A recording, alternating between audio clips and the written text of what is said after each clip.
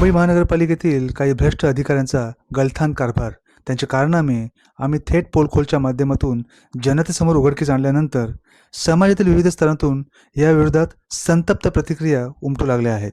पण या भ्रष्टाचाराची कीड केवळ मुंबई महानगरपालिकेलाच लागली नसून म्हाडा, SRA आणि PWD सारख्या सरकारी आस्थापनांना देखील या भ्रष्टाचाराने पोखरून काढले आहे. या भ्रष्ट आणि भोंगळ कारभाराचे चटके अखेर सर्वसामान्यांनाच सोसावे लागतात. त्यांच्यापैकीच अनेक लोकांनी त्यांची कैफियत आमच्याकडे मांडली आहे.